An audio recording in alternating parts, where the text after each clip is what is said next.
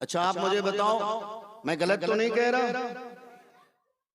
कड़वा बोल रहा हूं, अलग बात है। मैंने पहले ही आपसे कहा था, डॉक्टर के पास जाओगे हलवाई मत मांगना, मिठाई मत मांगना, डॉक्टर तुम्हें दवाई ही देंगे। अगर दवाई से मसले का हल नहीं तो इंजेक्शन देंगे। मैं अपने समाज के नौनिहालों को, अपने भाइयों को, अपनी बेटियों को, अपने बहनों को इन्हीं कामों में देख रहा हूँ। रील्स की वीडियो देखते देखते उंगलियां हमारी कांप रही हैं। और नौजवानों कहाँ जा रहे हो? तुमने अपनी आंखों को कमजोर कर दिया, तुम्हारी रीढ़ की हड्डी कमजोर हो गई है। महबूबुल उलमा सूफी बासफा हजरत पीर जुल्फकार नक्शबंदी दामत बरकातहुमुल आलिया ने अपनी एक किताब हया पाक दामनी में बहुत खूबसूरत बात लिखी है। नौजवानों सुनोगे ना तुम्हारे कलेजों मुंह को आ जाएंगे।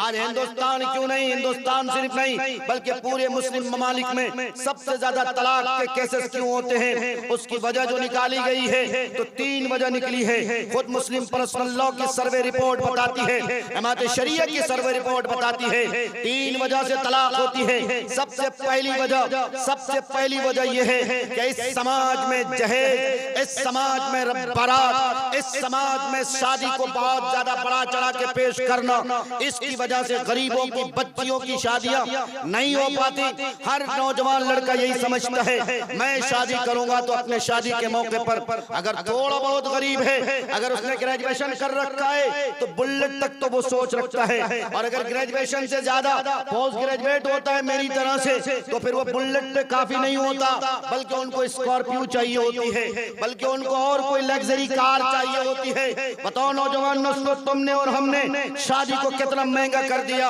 और लोगों फिर क्यों कहते हो कि मैं मोहम्मद रसूलुल्लाह का गुलाम हूँ? किस मुंह से कहते हो कि मैं आका अलैहिस्सलातु वस्सलाम का आशिक हूँ? अगर तुम मोहम्मद रसूलुल्लाह की गुलामी हो तो मैं तुम्हें कहता हूँ गुलामी का मतलब कतई ये नहीं है कि मोहम्मद रसूलुल्लाह की शरीयत को अपने पांव से तुम कुचलते रहो। मोहम्मद रसूलुल्लाह की शरीयत पामाल होती रहे, मोहम्मद रसूलुल्लाह का कुरान, मोहम्मद रसूलुल्लाह की किताब कलामुल्लाह तुम्हारे नजरों के सामने आए दिन उस पर प्रतिबंध की बात होती रहे, उनके मसाइल पर, उनके अहकामात पर आए दिन प्रतिबंध और पाबंदियां लगती रहे और तुम्हारी जिंदगियों में कोई तब्दीली नहीं आए। इसलिए कोई नौजवान अगर ये कहता है कि मैं आज से इंशाअल्लाह अपनी कौम को आगे बढ़ता देखूंगा, मैं मोहम्मद रसूलुल्लाह की शरीयत को चारदांगे आलम में फैलाऊंगा, मैं इंशाअल्लाह आज के बाद से अपनी माँ बहनों की इज्जत और आबरू की फिक्र करूंगा, तो मैं भी मारूफ रही तुमसे वादा करके जाता हूँ। और अगर मेरी बात झूठ निकले, बरसरे आम तुम किसी चौराहे पे बैठकर तुम मेरी जुबान खींच सकते हो, मैं मीडिया के सामने ये बात कह रहा हूँ, लेकिन शर्त है तुम सबसे मेरी इतनी सी गुजारिश है, आज से ही तौबा करो और रील्स देखना बंद करो। और शादी न होने के जो वजूहात हैं और शादी के बाद जो तलाक के केसेस हैं बताया गया, तलाक की दूसरी सबसे बड़ी वजह यह है कि नौजवान लड़का शादी से पहले ही अपनी जवानी को खो बैठता है। आप कहोगे वो कैसे? आप कहोगे वो कैसे? आपको और हमें इससे ज्यादा अंदाजा है। मेरी नौजवान नस्ल दिल पे हाथ रख के सोचे, रात की अंधेरी रात होती है, इस कड़ाके के ठंड में बाप अलग कमरे में सोते हैं, माएं अलग कमरे में सोती हैं, मेरा बड़ा भाई जो शादीशुदा होता है वो अलग कमरे में सोते हैं, तुम नौजवान अलग कमरे में सोते हो, तुम्हारी बहन नौजवान अलग कमरे में सोती है, तुम होते हो तुम्हारे हाथ में एक एंड्रॉइड फोन जिसको तुमने सेल फोन समझ रखा है, हेल्थ फोन, जहन्नम ले जाने वाला फोन ये होता है, तुम होते हो व्हाट्सएप यूनिवर्सिटी होती है, फेसबुक इंस्टाग्राम होते हैं, तुम्हारी उंगलियां होती हैं, रील्स की वीडियो होती है, तुम्हारी महबूबा तुम्हारे सामने होती है, वीडियो कॉल पे बात कर क्या क्या तुम गंदे और नंगे नाच नहीं करते? क्या तुम अपनी जवानी को अपने हाथ से बर्बाद नहीं करते? खुदा की कसम खा के जाता हूँ और कह के जाता हूँ मैं, मेरे भाइयों आज के बाद से अगर तुमने इस गुनाह से अपने आप को नहीं बचाया, मेरे नबी ने एक मौके पर फरमाया मैं पीर जुल्फकार नक्शबंदी की तहरीर को सरसरी तुम्हारे से गुजार रहा हूँ। पीर जुल्फकार नक्शबंदी ने नबी अलैहिस्सलातु वस्सलाम के हदीस को कोट करते हुए लिखा है, जो नौजवान नस्ल किसी लड़की से बात करते हुए अगर अपनी रात रंगीन करता है, अगर अपने बिस्तर को गीला करता है या कोई गंदी फिल्में देखकर अपनी ख्वाहिश को अपने हाथ से पूरी करता है, कल क़यामत के दिन जब वो उठेगा, जिन हाथों से उसने मुस्तज़नी की है, जिन हाथों के जरिए उन्होंने हैंड प्रैक्टिस का काम किया है, उन हाथों को जिस तरह से एक औरत 9 महीने की हामला, 9 महीने के प्रेग्नेंट होती है, वैसे ही कल क़यामत के दिन जब वो अपनी कब्र से उठेगा, उनके हाथ की हथेलियां होंगी, उनके हाथ के ऊपर हिस्सा होगा। जिस तरह औरत का पेट 9 महीने की हालत में फूल जाता है, वैसे ही उस नौजवान का हाथ 9 महीने औरत की तरफ फूल जाएगा और नौजवान के हाथ में इतना दर्द होगा, इतनी तकलीफ होगी, वो नौजवान कहेगा ये क्या हो रहा है, मेरे हाथ में इतना सूजन क्यों है, मेरा हाथ इतना क्यों फूल रहा है। कहा जाएगा रात के 12 बजे, रात के 1 बजे, रात के 2 बजे तुमने हव्वा की बेटियों से व्हाट्सएप पे वीडियो कॉलिंग पे बात करके गलत बातें की थी, अपनी ख्वाहिश को तुमने हाथों से उतारा था, या गंदी फिल्में देखकर अपनी ख्वाहिश का नाजायज इस्तेमाल किया था, अपने हाथ से हैंड प्रैक्टिस करके तुमने ये गंदा काम किया था। इसलिए आज तुम्हारा हाथ जिस तरह 9 महीने की एक प्रेग्नेंट औरत होती है, वैसे ही तुम्हारा हाथ फूला हुआ है। अगर मेरी जुबान है तो काट डालो मेरी जुबान को, लेकिन लोगों, मोहम्मद रसूलुल्लाह सल्लल्लाहु अलैहि वसल्लम की शरीयत को तुम नहीं झुटला सकते, नहीं झुटला सकते मेरे भाइयों। आपको शायद नहीं पता, इस वक्त हिंदुस्तान के जो हालात हैं, आप सबको मैं बाखबर और बेदार कर रहा हूं। वैसे तो आप जानते बहुत कुछ अल्हम्दुलिल्लाह, लेकिन सुन के आप सुन्न हो गए हैं। वो कहते हैं सुन्नी मुसलमान हो चुके हैं। और आप जानते भी हैं ये सुन्नी कहां से बना है। ये देवबंदी और बरेलवी वाली बात नहीं कर रहा मैं, इख्तलाफी बात तो करने की कोई जरूरत नहीं। प्रेम की बात हो, मोहब्बत की बात हो, अमन आशिकी की बात हो, लड़ाई झड़ाई करने का बिल्कुल वक्त नहीं है। कोई मुझे गाली दे रहा है, मुझे इससे कोई मतलब नहीं। मैं मोहम्मद रसूलुल्लाह का आशिक हूँ, मैं मोहम्मद रसूलुल्लाह का गुलाम हूँ। तो मुझे गाली दो, मैं तुम्हें दुआएं दूंगा इंशाअल्लाह। मेरे नबी ने अपने दुश्मनों को दुआएं दी थी, जिन्होंने आपको गालियां दी थी। अगर कोई मौलवी मुझे गाली देता है तो आप गाली दो, शौक से गाली दो, मुझे आपकी गाली से कोई चिढ़ नहीं है। मुझे पता है जो कोई नबी का सच्चा आशिक होता है, जो कोई नबी का सच्चा गुलाम होता है, उनको गालियां पड़ती हैं और उनको तकालीफ का सामना करना पड़ता है। मैं भी करता हूँ, आप भी किया करो। लेकिन मेरे भाइयों, मेरे बुजुर्गों, किसी से दुश्मनी मत मोला करो, किसी के खिलाफ अपनी जुबान को मत लाया करो। मेरे भाइयों, मैं आपको कह रहा था, आज हमारी नौजवान नस्लों में औरतें भी शामिल हैं और हमारे मर्द हजरात भी शामिल हैं। पता है, किसी नौजवान से अगर मैं पूछ लूं आप शादी क्यों नहीं करते, आप में से भी अक्सर लोग पूछते हो ना, ए बेटा तुम्हारी उम्र तो शादी की हो गई, शादी क्यों नहीं करते। हर नौजवान मुस्कुराता कहता है, देखिए ना मौली साहब, अभी तो मैं पैर पे सही से खड़ा नहीं हो पाया हूँ, अभी कहाँ से शादी कर सकता, अभी मैं कायदे से बिजनेस भी नहीं कर पाया हूँ, मुझे नौकरी भी नहीं लगी है। ऐसा करता हूँ नौकरी मिल जाएगी, मेरा बिजनेस थोड़ा सेटअप हो जाएगा, फिर शादी करूंगा, क्योंकि शादी के बाद खर्चे बहुत आते हैं। मेरे भाइयों, यकीनन तुम अपनी जुबान से ये बात कहते हो, और मैं कहता हूँ ये कहना तुम्हारे लिए किस हद तक जायज और किस हद तक नाजायज है, फैसला तुम्हें करना है। तुम ये बात बहुत आसानी से कह देते हो, लेकिन ये बताओ, तुम अपने मोबाइल फोन में 5-5, 10-10 लड़कियों को टहलाने के लिए कैसे पैर पे खड़े हो सकते हो, कैसे खड़े हो सकते हो। क्या ये कड़वा सच नहीं है। शादी करने के लिए कह दिया जाए तो पैर पे खड़े नहीं, और फिर तुम्हारे मोबाइल में 10-10 लड़कियों के नंबरात क्यों हैं। और नौजवानों सुनो, मोहम्मद रसूलुल्लाह सल्लल्लाहु अलैहि वसल्लम के जमाने में एक ऐसा बदबख्त शख्स आया था जिसने नबी अलैहिस्सलातु वस्सलाम से ये कहा था, मैं ईमान कबूल करना चाहता हूं, लेकिन मेरी एक शर्त है, आप उस शर्त को मान लीजिए, मैं ईमान कबूल करने के लिए तैयार हूं। नौजवानों, दिल के कान से सुनना। पता है उस नौजवान ने क्या शर्त रखी थी। उस नौजवान ने कहा, मुझे एक लत लगी हुई है, मुझे एक लत लगी हुई है, जैसे आजकल कुछ नौजवानों को पुड़िया की लत लगी होती है, किसी को सिगरेट की लत लगी होती है, किसी को बोतल चढ़ाने की लत लगी होती है, वैसे ही उस नौजवान को लौंडिया बाजी की लत लगी हुई थी। रोजाना नई नई लड़कियों से कंसल्टिंग की लत लगी हुई थी।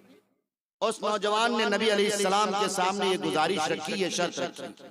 आप अलैहिस्सलातु वस्सलाम ने पता है क्या फरमाया? मैं तुम्हें इजाजत तो दूंगा, मैं तुम्हारी शर्त को एक्सेप्ट तो करूंगा, लेकिन मेरी भी एक शर्त, क्या तुम मानने के लिए तैयार हो? वो नौजवान खुशी खुशी कहने लगा, आप चाहे जौन सी शर्त रख दो, लेकिन आप मेरी इस शर्त को मानने के लिए तैयार है तो मैं भी ईमान कबूल करने के लिए तैयार हूं। मेरे नबी ने फरमाया, मेरी शर्त यह है कि 4 तरह की औरतों के सिवा तुम जिनसे चाहो मुंह काला कर लेना।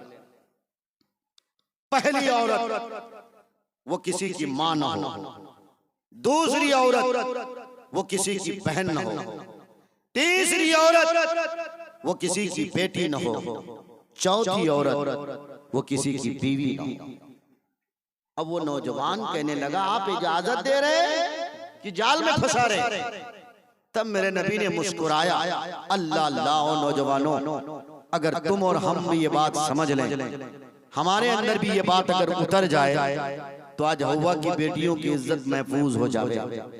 मेरे नबी ने फरमाया, ऐ नौजवान, दिल पे हाथ रखो। आप भी दिल पे हाथ रखो मेरे नौजवान, दिल पे हाथ रखो। मेरे नबी का जुमला सुनो।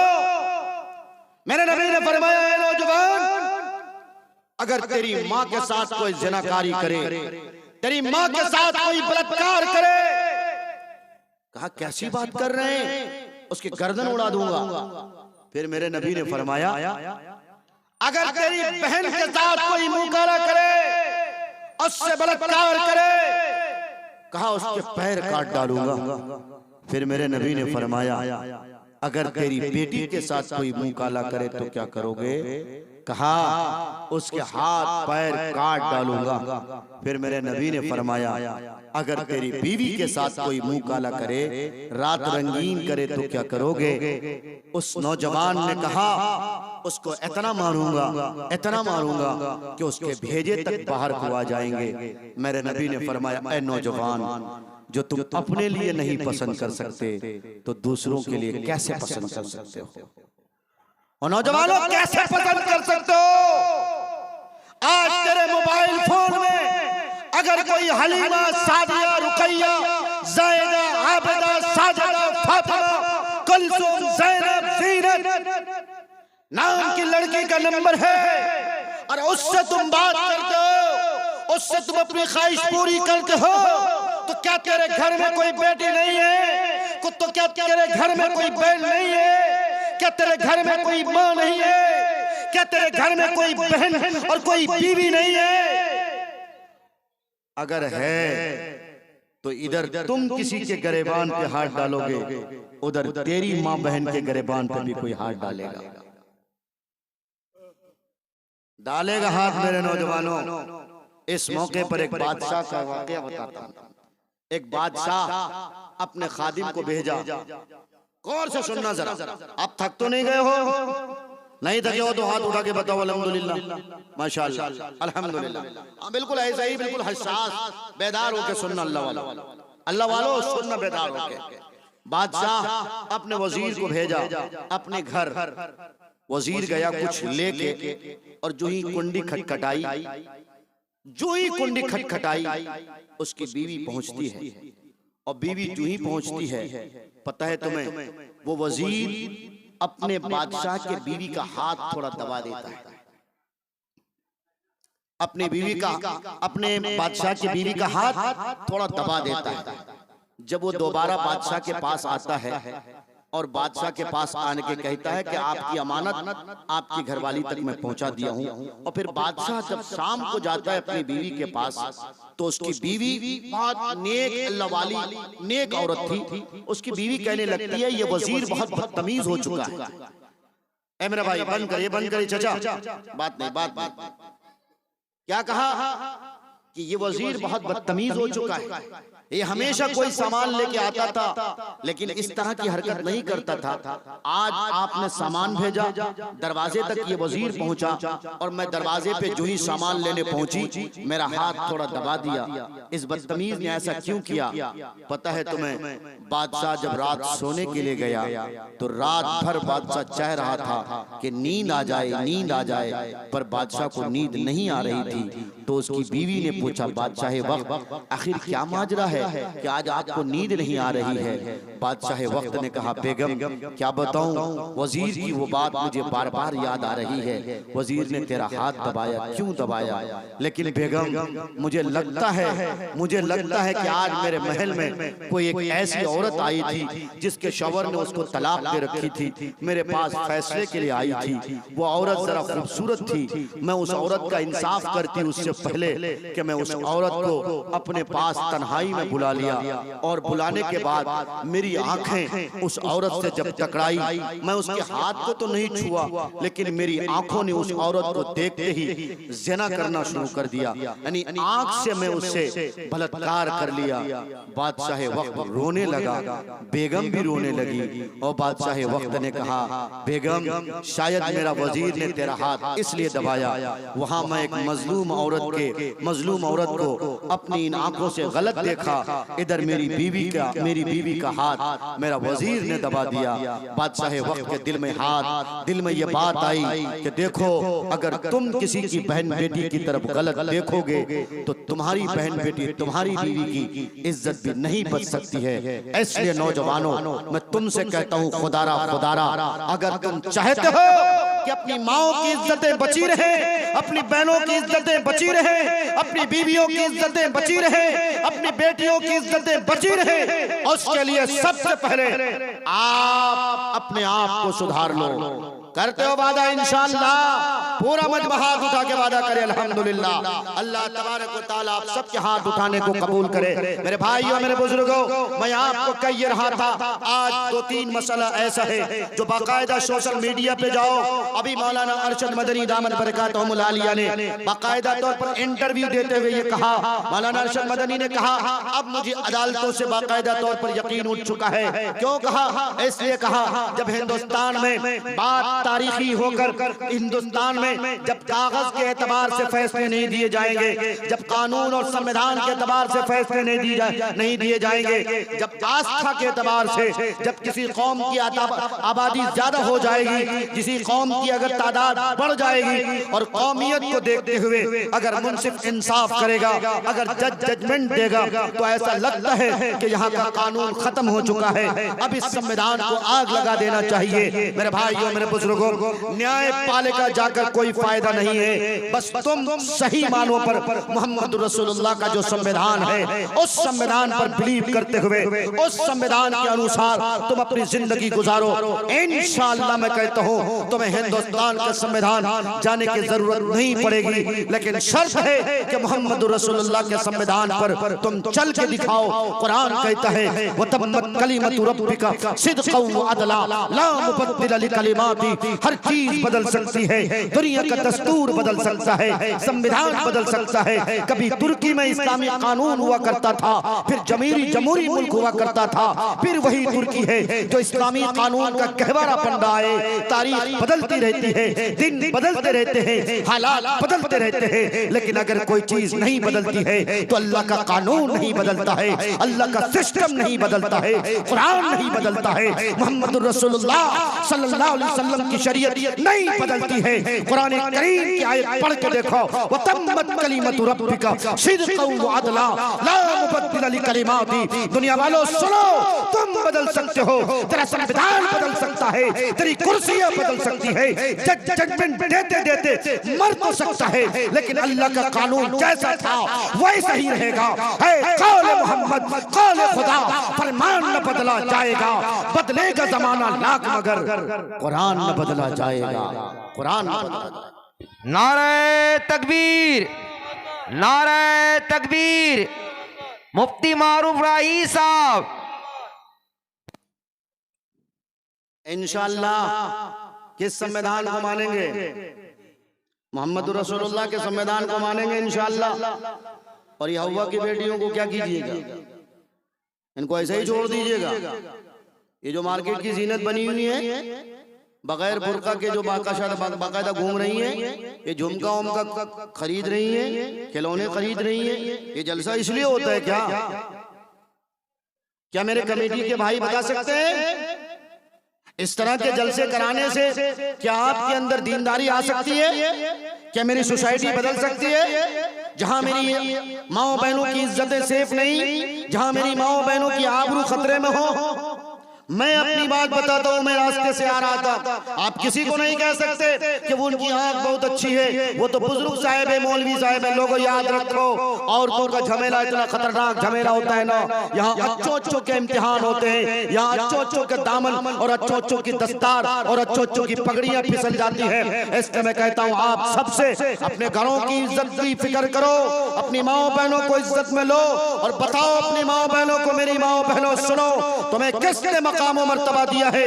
जब हजरत ईसा अलैहिस्सलाम के जमाने में ईसाइयों के यहाँ क्या था? ईसाइयों के यहाँ ये था, ईसाइयों के यहाँ बाकायदा तौर पर उनका ये अकीदा और ईमान था, अगर किसी मजलिस में औरत को ले जाएंगे वो मजलिस बर्बाद हो जाएगी। यानी औरतों के जिस्म को मनहूस समझा जाता था, नापाक समझा जाता था। ये तो कुर्बान जाऊं शहंशाह कायनात पर, ताजदार मदीना पर, गमखारों के गमखार पर, बेटियों की इज्जत बचाने वाले पर, मजलूमों के मसीहा पर, हजरत मोहम्मद मुस्तफा सल्लल्लाहु अलैहि वसल्लम पर आप दुनिया में तशरीफ लाए और दुनिया में तशरीफ लाते ही आपने बेटियों की इज्जत बचाई है, बेटियों की जिंदगियां बचाई है। कल तक कुफ्फार और मुशरिकीन का ये शेवा था, उनका तरीका था कि बेटियों को जिंदा दरगोर वो जलाते थे या कब्र में काट देते थे। लेकिन मोहम्मद रसूलुल्लाह सल्लल्लाहु अलैहि वसल्लम आते ही आपने बताया है इन्हीं बेटियों के दम से हम हैं, इन्हीं बेटियों के दम से ये दुनिया कायम है।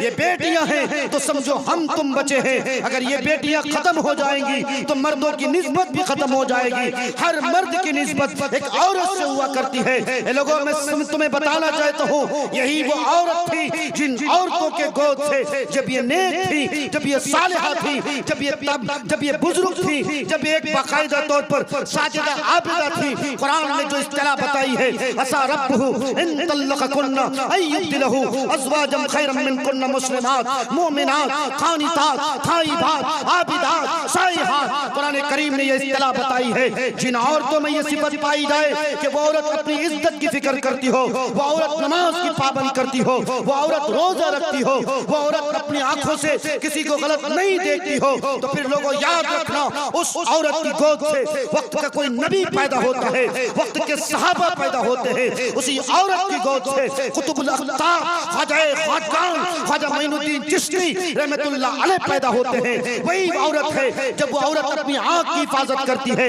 नाक की हिफाजत करती है, कान की हिफाजत करती है, शर्मगाहों की हिफाजत करती है, जब वो बाजार में चलती है अपनी आंखों को झुका के चलती है, अपनी आंखों को बंद करके चलती है, सीने में कपड़ा तान के नहीं चलती है, ऐसा बुर्का नहीं पहनती है जिस बुर्के में सीना टाइट हो, जिस बुर्के के सीने के कपड़े का कलर अलग हो, भड़काऊ मालूम होता हो, जो अट्रैक्शन वाला कपड़ा हो, जिस कपड़े के पहनने के बाद हुजूर की ये हदीस याद आती हो, अल ऐनान तज़रियान व सिनाहुमा अन नज़र वल फर्ज युसद्दिक़ु ज़ालिका औ युकज़्ज़िबुहु रवाहु मुस्नद अहमद। मेरे नबी ने फरमाया तीन तरह के लिबास हैं, तीन तरह के ड्रेस हैं, जिन तीन तरह के ड्रेस पहनने के बाद औरतें नंगी नजर आती हैं, उन औरतों पर अल्लाह की लानत होती है, नबियों की लानत होती है, सहाबा की लानत होती है, तबे ताबईन की लानत होती है, हत्ता के बुजुर्गान दीन की लानत होती है। वो तीन तरह के ड्रेस कौन से हैं? वो तीन तरह के लिबास कौन से हैं? पहला लिबास बहुत ज्यादा टाइट है, फिटिंगदार। ओ माशाल्लाह, हमारे भाइयों को देख लो कितना ढीला ढाला कुर्ता पहन रखा है और अपनी माओ बहनों को कैसा कपड़ा पहनाता है। वाह मेरा भाई, कहां जा रहे हो? कहां जा रहे हो?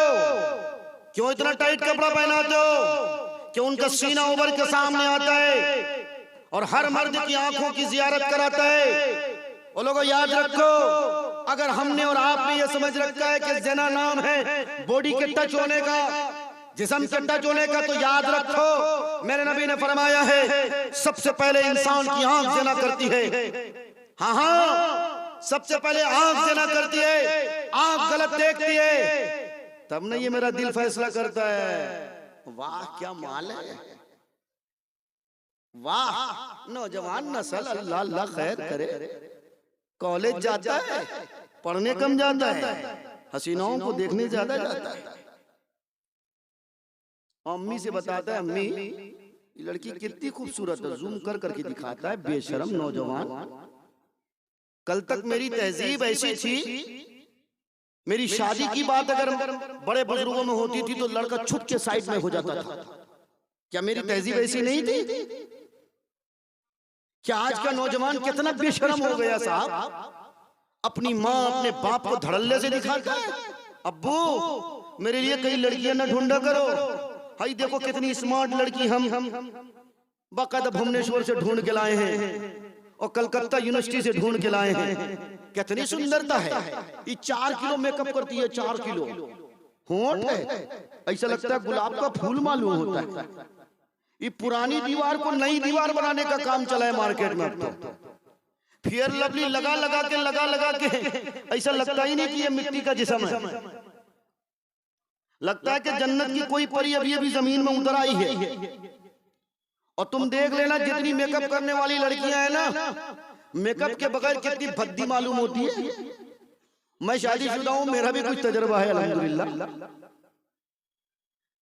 लेकिन मैंने अपनी बीवियों को, मैंने अपनी बहनों को ये समझाया है, ओ मेरी बहनों, ओ मेरी जाने जान, याद रखो हुस्न फेयर लवली से नहीं आता है, खूबसूरती होंठ में लिपस्टिक और पता नहीं प्लास्टिक पता नहीं क्या क्या कहते हैं उससे नहीं आती है, बल्कि खूबसूरती तो वजू के पानी से आती है साहब। 5 वक्त के वजू करो, कुरान का दावा है, कल क़यामत के दिन अल्लाह तबारक व तआला का फरमान है, मेरे नबी अपने उम्मतियों के चेहरे देखकर पहचान लेगा ये मेरा गुलाम है।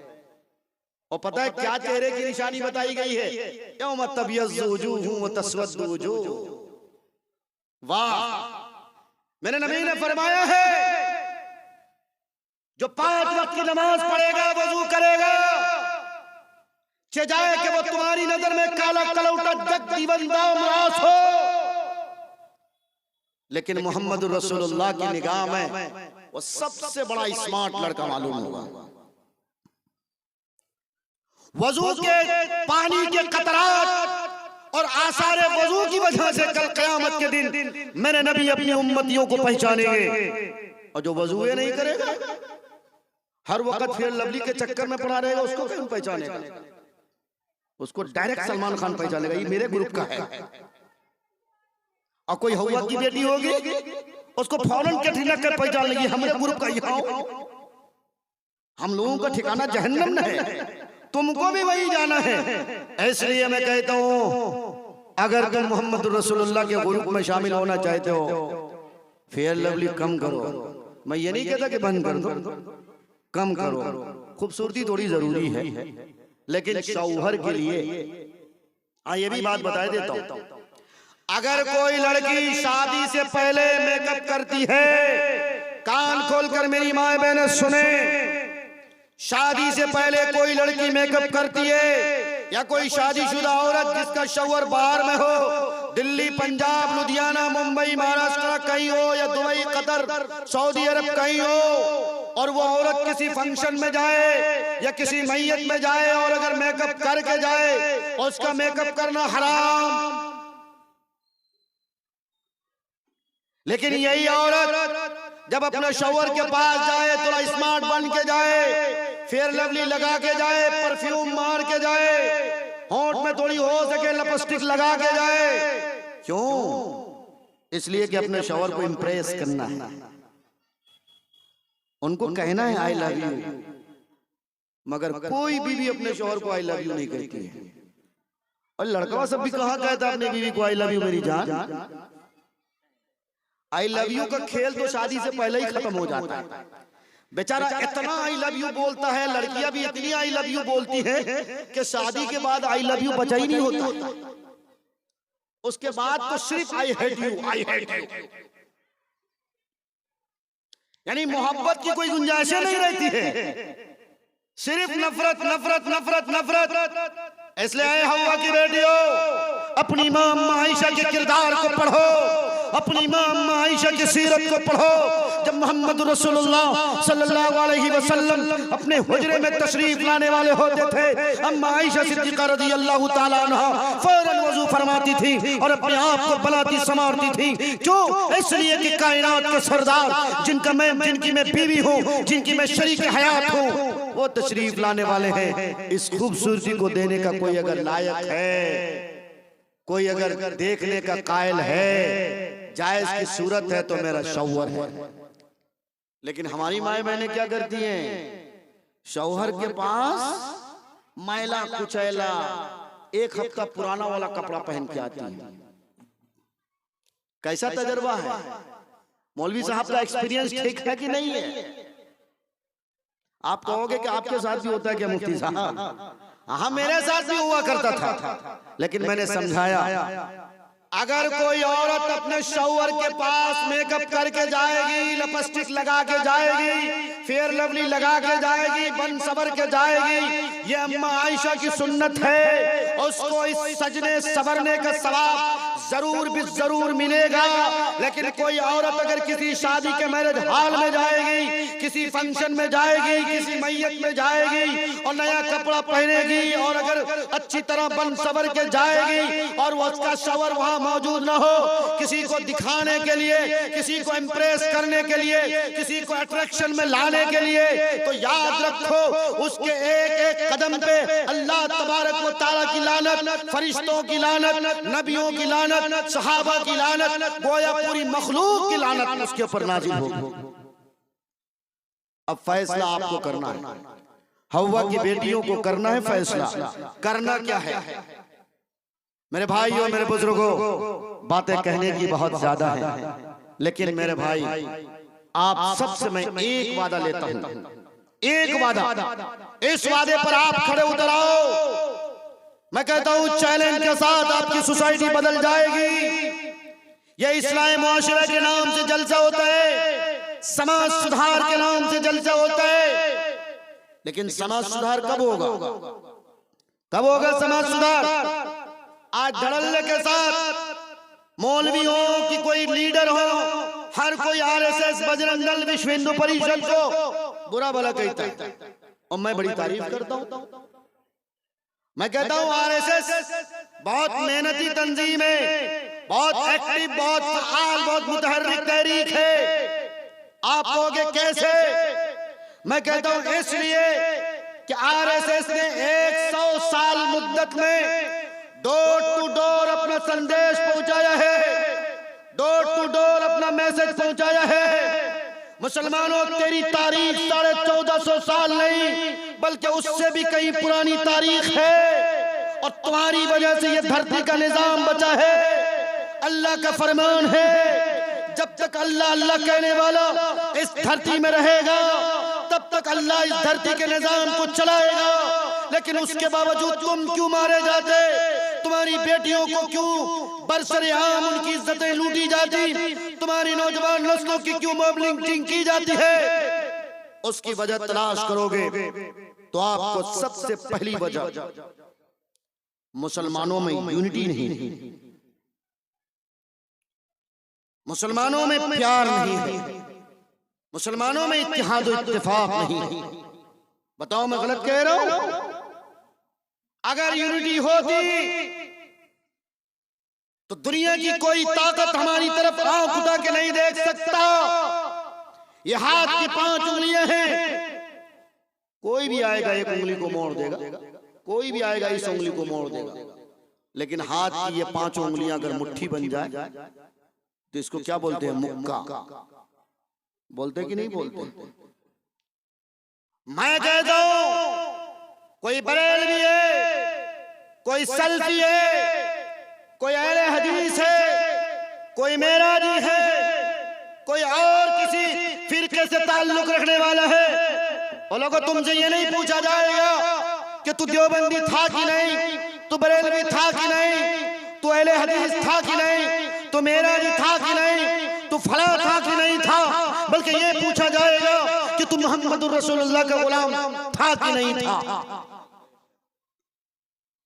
फिर जब ये पूछा जाएगा, उसके जनाजे में हम नहीं जाएंगे, मेरे जनाजे में वो नहीं आएंगे। कहां से आया ये झगड़ा? कहने वाले ने कहा था पहले तालीम से तुम मोड़ दिए जाओगे, फिर किसी जुर्म से तुम जोड़ दिए जाओगे। हाथ से हाथ की जंजीरें मिलाकर निकलो, वरना धागे की तरह तुम तोड़ दिए जाओगे, वरना धागे की तरह तुम तोड़ दिए जाओगे। इसलिए मेरे भाइयों, मोहब्बत का ये पैगाम, प्यार का ये संदेश आपको पूरे दुनिया तक, पूरे इलाके तक पहुंचाना है। माइक वाला मेरा भाई है, बहुत अच्छा बजा रहा है, मैं तारीफ कर रहा हूँ। मेरा भाई मुंह लटकाया हुआ था कि मेरी तारीफ नहीं हो रही है। मैं उस टाइम कह दिया था, अब अच्छा बज रहा है। अल्लाह आपको जज़ाए खैर। आप माइक वाले हो, मेरा ख्याल आप भी मेरा भाई हो, मुसलमान हो ना, माशाल्लाह। आपकी भी जिम्मेदारी है। फला जलसे में आए थे, एक कोई बिहार से आया हुआ था मौलवी, उनका यही पैगाम, उनका यही संदेश है, मुसलमानों जहां कहीं रहो, एक होके रहो। आज हिंदुत्व के एजेंडे पे देखो, हरिजन भूल गया कि मैं हरिजन हूं, दलित भूल गया कि मैं दलित हूं। हर कोई हिंदुत्व के एजेंडे पे एक जगह जमा हो चुका है। अरे तुम्हारे पास तो मोहम्मद रसूलुल्लाह सल्लल्लाहु अलैहि वसल्लम जैसी शख्सियत, जिनके सदक़े अल्लाह ने दुनिया को बनाया है। आप ऐसे नबी के उम्मती हो, आप क्यों बटे हुए हो, आप क्यों फिरकों में बटे हुए हो? मैं कहता हूँ इस मीडिया के जरिए अगर कोई मौलवी भड़काने का काम करता है, चाहे बरेलवी मौलवी हो, चाहे देवबंदी मौलवी हो, चाहे अहले हदीस का मौलवी हो, कोई मौलाना जर्जीस अंसारी हो, या कोई सलमान अजहरी साहब हो, या कोई और मौलवी हो, सबकी ये जिम्मेदारी बनती है इस समाज को जोड़ने का काम करे, इस समाज को मेल मिलाप करने का काम करे, इस समाज को एक प्लेटफॉर्म पर लाने का काम करे, और सबको ये कहे कि तू देवबंदी बात में, तू बरेलवी बात में, तू अहले हदीस बात में, सबसे पहले तो मोहम्मद रसूलुल्लाह का गुलाम है, गुलाम। सुभान अल्लाह। नारे तकबीर, नारे तकबीर। बस मेरे भाई, मैंने कुरान करीम की आयत पढ़ी थी, इन्नल्लाह ला युगय्यिरु मा बिक़ौमिन हत्ता युगय्यिरु मा बिअनफुसिहिम। खुदा ने आज तक उस कौम की हालत नहीं बदली, न हो जिसको ख्याल खुद अपनी हालत के बदलने का। इस इंतजार में कतई मत रहो, मोदी जी अच्छे दिन ले आएंगे, फला अच्छे दिन ले आएंगे, राहुल गांधी जी अच्छे दिन ले आएंगे। नहीं नहीं नहीं, सब ढकोसलेपन की बात है। कोई अच्छे दिन नहीं लाएंगे, अच्छे दिन तुम लाओगे, अच्छे दिन तुम लाओगे। कुरान कहता है वअंतुमुल आलौना इन कुंतुम मुमिनीन, तुम ही सरबुलंद रहोगे, कामयाबी तेरी मुकद्दर, पांव तुम्हारी कामयाबी चूमेगी, लेकिन शर्त कि तुम ईमान वाले हो जाओ, अपनी जिंदगी में इस्लाम ले आओ, अपनी जिंदगी में मोहम्मद रसूलुल्लाह सल्लल्लाहु अलैहि वसल्लम की शरीयत को नाफिज करो। दुनिया तेरी कदम चूमेगी, इसलिए कि दुनिया तेरी वजह से बनी है। जब तक तू है ये दुनिया बाकी है, तू नहीं ये दुनिया नहीं। ये मेरा अकीदा इस्लाम का ईमान है, इस पे हम सब का यकीन और ईमान होना चाहिए। बस सिर्फ यही कहते हुए आप सबकी एक बड़ी जिम्मेदारी है, अगर कोई बाप है उसकी सबसे पहली जिम्मेदारी ये है अपनी बच्चियों की इज्जत व आबरू की फिक्र करे। मैंने आपको ये बताने की कोशिश की थी, 3 तरह के लिबास पहनना हराम है, हराम। जिस कपड़े के पहनने के बावजूद औरत नंगी नजर आती है। पहला लिबास मैंने आपको बताया था, टाइट लिबास, चुस्त लिबास, टाइट लिबास, बिल्कुल फिटिंग वाला लिबास। दूसरा लिबास मेरे नबी ने फरमाया बिल्कुल जालीदार लिबास, जालीदार लिबास। जैसे ये नेट का लिबास चला हुआ है, करप्टो, लिली ड्रेस, मिली ड्रेस, लवली ड्रेस। आप कहोगे इस मौलवी को ड्रेस का भी नाम पता है। अल्हम्दुलिल्लाह मेरी खुद कपड़े की दुकान है, इसलिए हावड़ा बाजार और बहरहाल मटिया बुरुज में भी आता हूँ, मुझे भी कपड़े के कुछ नाम पता है अल्हम्दुलिल्लाह। इसलिए मैं बता रहा हूँ नेट के ड्रेस से अपनी बच्चियों को बचाओ, इसलिए कि यहाँ से लेकर यहाँ तक पूरा बदन तुम्हारी बेटी का नंगा नजर आता है, और इस नंगेपन की वजह से नौजवान लड़कों की आंखों की जीनत तुम्हारी बेटी बनती है। वो नौजवान अपनी आंखों से जिना करता है। जब आंख जिना करती है तो फिर दिल में गलत ख्वाहिशात अंगड़ाइयां लेती हैं। इसलिए मेरे भाई, ये दूसरा लिबास और तीसरा लिबास अपनी बेटियों को, अपनी बहनों को, अपनी बीवियों को छोटा लिबास पहनाने से बचाओ, छोटा लिबास पहनाने से बचाओ। कैसा छोटा लिबास? जिस तरह से आजकल स्कर्ट चला हुआ है। आजकल कुछ लड़कियां स्कूल जाती हैं, बड़े बाप की बेटियां अक्सर ईसाई स्कूल जाती हैं, और ईसाई स्कूलों में होता क्या है, ऊपर फ्रॉक होती है और फ्रॉक भी कोई लंबा नहीं होता और नीचे स्कर्ट होता है, और वो स्कर्ट बिल्कुल यहाँ तक होता है, नीचे कपड़ा होता कि नहीं होता ये तो खैर अल्लाह ही बेहतर जानता है। बहरकैफ ऐसा लिबास पहनना कतई हराम है। इस लिबास पहनने की वजह से वो लड़की तो जहन्नम में जाएगी ही जाएगी, पर तुम अगर उसके बाप हो तुम्हारा भी ठिकाना जहन्नम होगा। अगर तुम उसके बड़े भाई हो और तुमने रोकने का काम नहीं किया, तुम्हारा भी ठिकाना जहन्नम होगा। अगर तुम उसके शौहर हो और तुमने रोकने का काम नहीं किया, तुम्हारा भी ठिकाना जहन्नम होगा। इसलिए कि अल्लाह के नबी अलैहिस्सलातु वस्सलाम का फरमान, कुल्लुकुम राइन व कुल्लुकुम मसऊलुन अन रइयतिही, हर व्यक्ति जिम्मेदार है, हर व्यक्ति जिम्मेदार है। मिसाल क्या अच्छी दी, जिस तरह चरवाहे की जिम्मेदारी ये होती है कि उसकी भेड़, कोई भेड़ उसकी झुंड में से किसी की खेत चरने न पावे, ऐसे ही बाप हो, 5 बच्चे हैं, 3 लड़कियां हैं, 2 लड़के हैं, तीनों लड़कियों की देख रेख करो। तुम्हारी बिटिया जब रात में सोने जावे, तुम्हारी बिटिया जब रात में सोने जावे, बिटिया से प्यार से पूछो, बिटिया खैरियत तो है, ऐशा की नमाज पढ़ी कि नहीं पढ़ी। और बिटिया के पास अगर ये बड़ा सा एंड्रॉइड फोन जिसको सेल फोन कहते हो, ये जहन्नम ले जाने वाला, पीर जुल्फकार ने कहा हेल फोन, जहन्नम ले जाने वाला फोन अगर ये है तो बिटिया को कहो, बेटी रात अल्लाह ने सोने के लिए बनाई है, बिटिया ये मोबाइल दे दो, जब सुबह हो जाएगी तो फिर ले लेना। वैसे ही तो मोबाइल देना ही नहीं चाहिए, लेकिन अगर मैं मना कर दूं तो कुछ लोग कहेंगे अरे मेरी बिटिया तो कॉलेज जाती है, खड़गपुर कॉलेज इंटीग्रल यूनिवर्सिटी जाती है, फिर अगर नहीं ले जाएगी रास्ते में कहाँ रहेगी, क्या होगा नहीं होगा कुछ नहीं पता, और लोगों क्या होगा नहीं होगा इसकी फिक्र बाद में करना, पहले इसकी फिक्र करो कि तेरी बिटिया के पास ईमान है कि नहीं है। ईमान से बड़ी कीमती चीज कोई दुनिया में हो नहीं सकती है। लोगों याद रखो, तेरा जूता खो जाए, तेरे पास अगर कोई चीज खो जाए, चीज दोबारा मिल सकती है। अगर हवा की बेटियों का कोई गहना खो जाए, कोई बेसर खो जाए, कोई अगर नाक की नथुनियां खो जाए, कोई चीज भी खो जाए, बताओ मार्केट में वो चीज मिल जाएगी, दस्तयाब है, जाओ पैसा लेके जाओ, मार्केट में मिल जाएगी। लेकिन एक बार अगर इज्जत में ठप्पा लग गया, एक बार अगर इज्जत लुट गई, एक बार अगर किसी भेड़िए ने मेरी तेरी बहन की इज्जत पे हमला बोल दिया, डाका डाल दिया, तो लोगों इज्जत किसी दुकान में नहीं मिलती है। कोई माय का लाल नहीं बता सकता कि खड़गपुर में सारी चीजें मिल जाती हैं, पर इज्जत की भी दुकान है। लोगों इज्जत नहीं मिलती है, इज्जत एक ही बार मिलती है। बनी बनाई इज्जत को मत खराब करो। ओ हवा की बेटियों, चंद टकों के खातिर, चंद लॉलीपॉप के खातिर तुम अपनी इज्जत का सौदा न करो, बल्कि ये सोचो कि अगर मैं किसी गैर से बात करूंगी, अगर किसी गैर के पास अपना हाथ दे बैठूंगी, अगर किसी गैर को अपना दिल दे बैठूंगी, मेरी माँ रोते रोते उसका हाल बुरा होगा, मेरे बाप समाज के सामने सर उठा के चल न पाएगी। कुरान ने कहा है फला तहजाना बिल कौल। हवा की बेटियों, रात चलते हुए, स्कूल जाते हुए, कॉलेज जाते हुए, यूनिवर्सिटी जाते हुए, अगर कोई लड़का आई लव यू कहे, अगर कोई लड़का आई मिस यू कहे, अगर कोई लड़का तेरे हुस्न की तारीफ करे, अगर कोई लड़का तेरे साथ मरने जीने की कसमें खाए, अगर कोई लड़का ये कहे मेरी जान मैं तेरे बगैर रह नहीं सकता, तो तू समझ लेना ये तेरी इज्जत का भूखा है।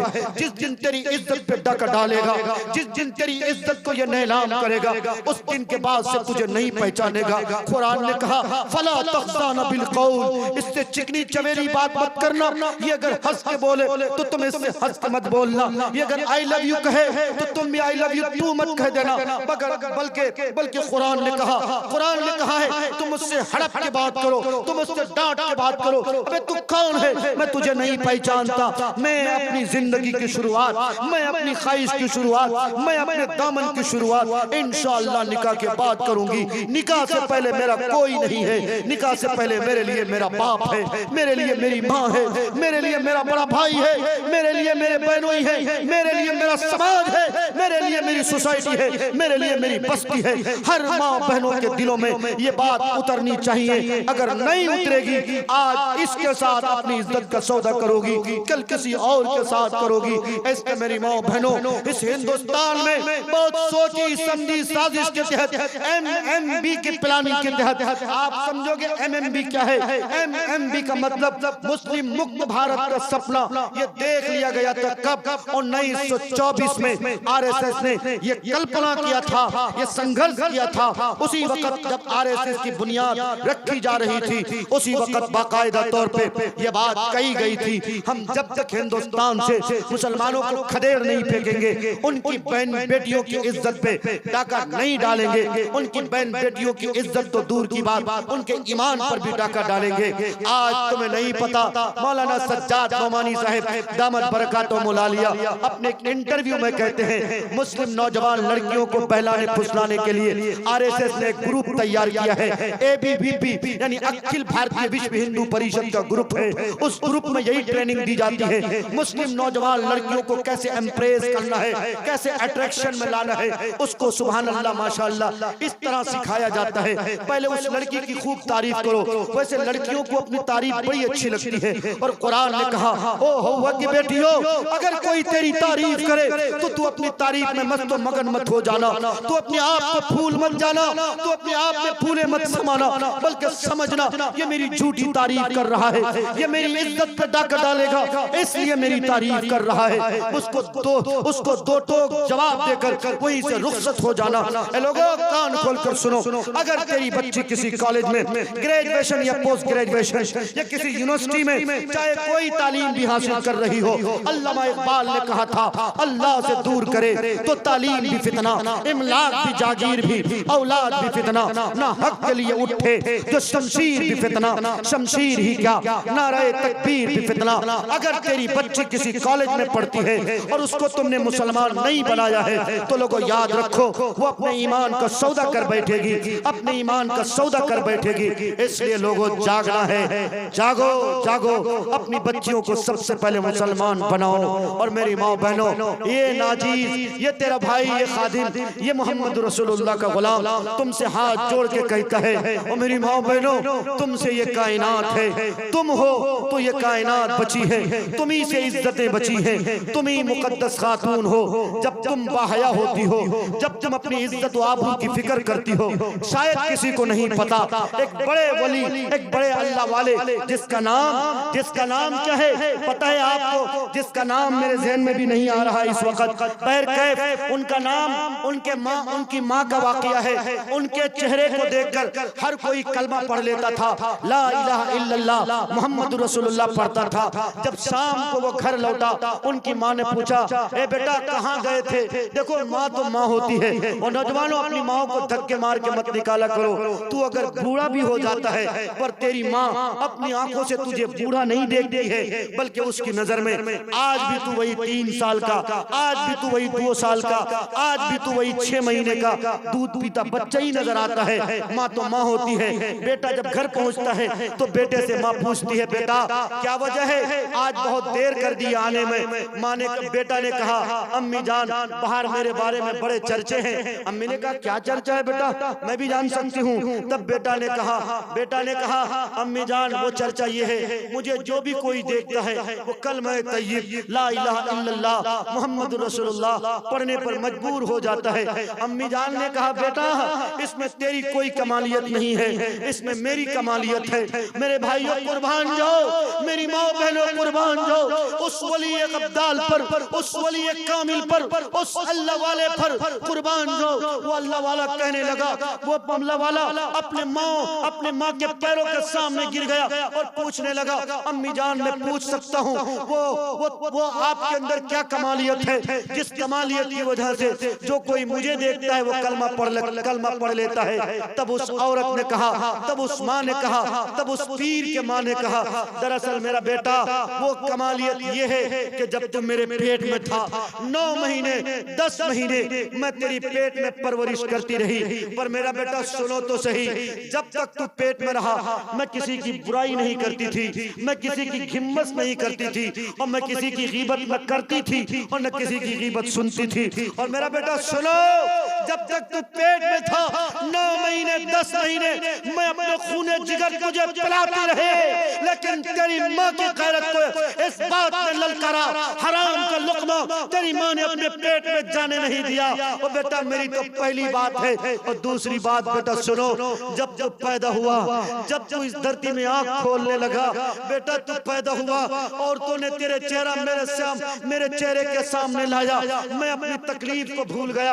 आज भी तुम देखना हॉस्पिटल में अगर कोई बच्चा, अगर कोई औरत बच्चे की माँ बनती है, नर्स क्या करती है, ऑपरेशन करने के बाद सबसे पहले माँ के सामने बच्चे को यूं यूं गोद खिलाती है, यूं यूं उसको नचाती है। क्यों? कि माँ जब बच्चे को देख लेती है तो अपनी तकलीफ को भूल जाती है। ये माँ की ममता हुआ करती है। ए नौजवानों, तुम नशे की हालत में चूर होकर, बीवी की मोहब्बत में चूर होकर माँ को जलील मत किया करो, माँ को धक्के मार के मत निकाला करो।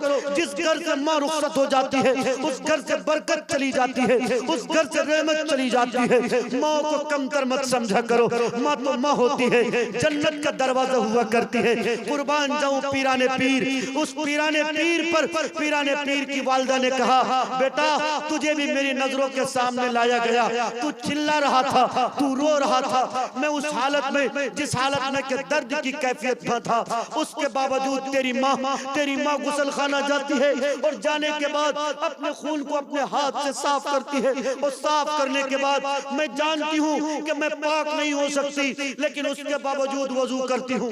वजू करने के बाद मैं तुझे दूध पिलाने के लिए गोद लेती हूँ।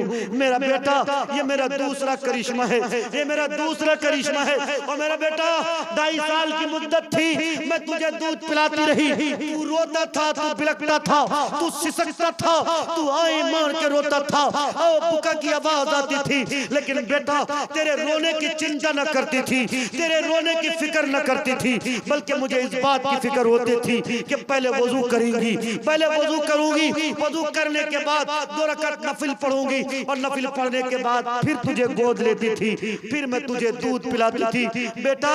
और उसके बाद सुनो, आज भी तेरी ये बूढ़ी माँ घर में सोती नहीं है, बल्कि रात तहज्जुद के लिए उठती है, और तहज्जुद की नमाज पढ़ने के बाद अल्लाह के सामने रोती है, मेरा अल्लाह, मेरा खालिक व मालिक, मैं तेरे सामने उसी बच्चे की माँ हूँ। आज मेरा बच्चा जवान हो चुका है, आज मेरा बच्चा शहर जा रहा है। या अल्लाह, मेरे बेटे के चेहरे में वो कशिश दे देना कि मेरे बेटे के चेहरे को जो कोई भी देख ले उसे कलमा तैयबा नसीब कर देना। कुर्बान जाऊं, उस पीर ने अपने माँ के कदम के बोसे लेना शुरू कर दिया, और उस पीर ने कहा, लोगों जन्नत तुम यहाँ वहाँ तलाश मत करो, जन्नत सास ससुर के कदमों में मत तलाश करो, जन्नत अपनी साली के कदमों में तलाश मत करो, जन्नत अपनी माँ के कदमों में तलाश करो। तेरे घर में जन्नत रखी हुई है और तू जन्नत इधर उधर तलाश करता है। ए मेरे भाइयों, मेरे बुजुर्गों, मैं तुम सबसे इतना ही कहना चाहता हूँ, अल्लाह के वास्ते तुम पक्की सच्ची तौबा करो, अपने समाज को बेहतर समाज बनाओ, अपनी सोसाइटी को बेहतर सोसाइटी बनाओ, अपनी माओ बहनों की इज्जत और आबरू की फिक्र करो, माओ को जलील होने से बचाओ। बाप को अगर बूढ़ा हो गया, अगर 10 बार तुमसे कोई चीज पूछता है, 10 बार पूछे तो क्या 100 बार भी पूछे, तब भी अपने वालिदैन को उफ तक मत कहो।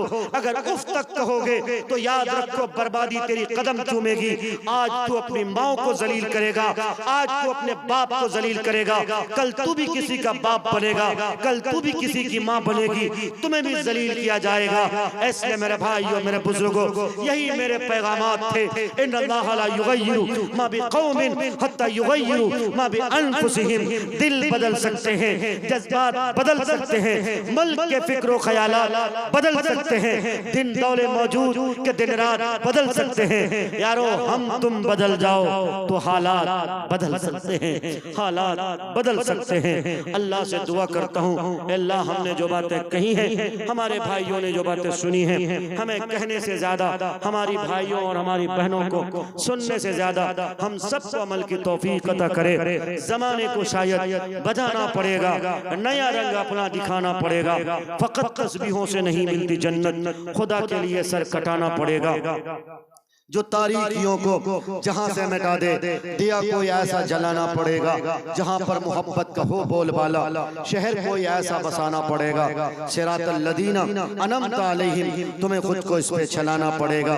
जो आसी है मखजूब है जालिमी, तुम्हें खुद को इससे बचाना पड़ेगा। व आखिरु दावाना अनिल हम्दुलिल्लाहि रब्बिल आलमीन।